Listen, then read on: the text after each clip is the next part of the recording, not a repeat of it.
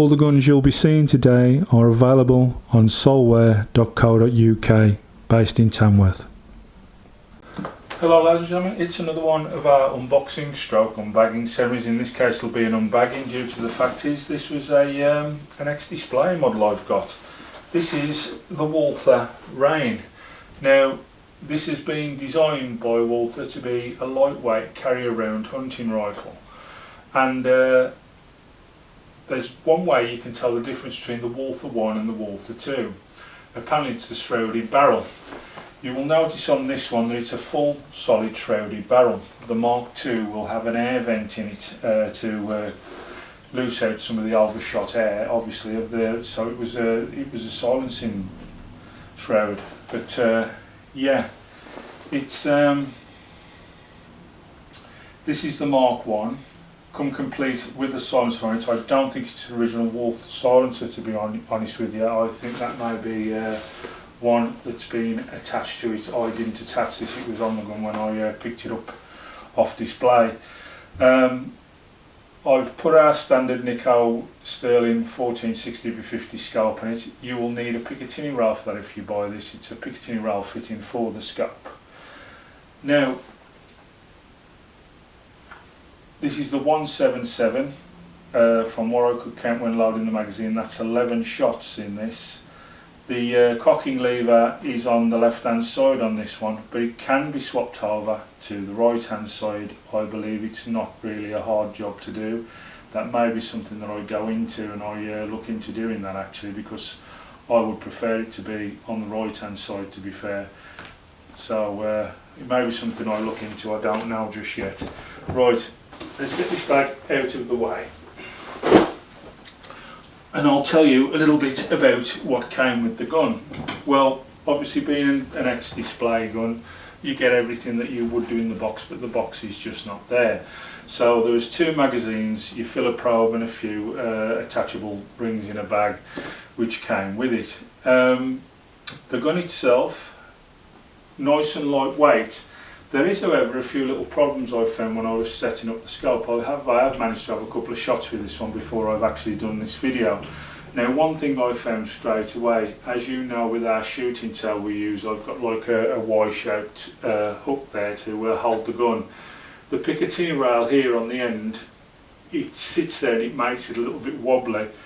Also, this is the first PCP I've ever used where I find there's a little bit of kickback on it. Now usually, as you know, with a PCP gun there's hardly any recoil whatsoever.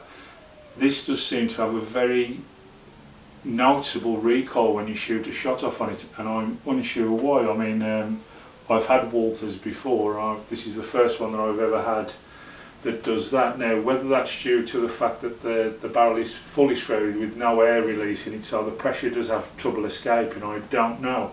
Just may be a case, I'm not sure. The trigger on this is plastic, but it's okay, it's fine, it's shaped well to the finger. Also, obviously, it's very much a, shall we say, thumb hole edition. So like you got the thumb hole section there for your grip.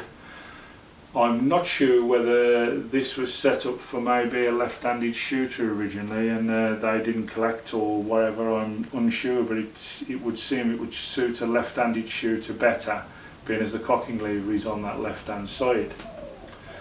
Now, it is quiet when you shoot, obviously with the shrouded barrel and the silencer, you would expect it to be quiet, and it is quite quiet on shooting. Now, other things that we need to do is take a look around the gun. One thing I've picked up straight away, and I think it's more a case of how they've gone for the lightness effect, because this is supposed to be a lightweight gun. I don't know if you can hear it, but when you grip it at the bottom there, it's very, very plasticky and it feels not the tightest, not the greatest, shall we say. The rubber butt end is massive, but shaped lovely into the shoulder. The magazines, they click in from your left hand side and you'll get a reassuring click just before you load it in. It looks as though they're hanging out quite deep there, as you can see they stick out quite a lot. If you're a right-handed shooter like myself, that can be a little bit obtrusive, I will be honest with you, sticking out that far. It could do with it being from this side, to be fair, I think anyway. But that's something that they have obviously, I don't know whether this is say been set up for a left-handed shooter and it can be swapped around. I would hope so.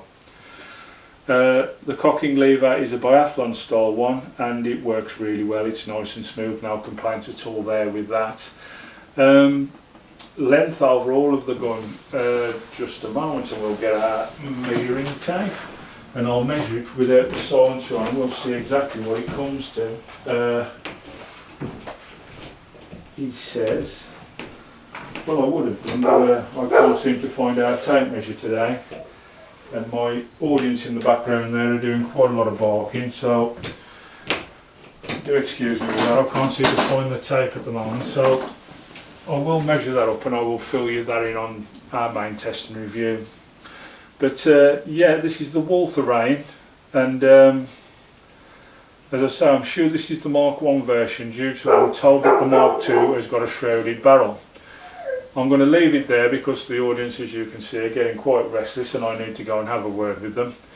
So, ladies and gentlemen, our first unbagging of this next up and coming, shall we say, Battle League is the Walther Rain, and we'll see how it goes.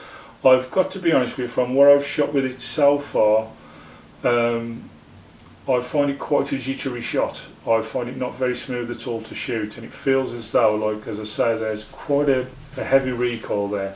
But we'll see, there may be things we can change on it to make it a little bit better.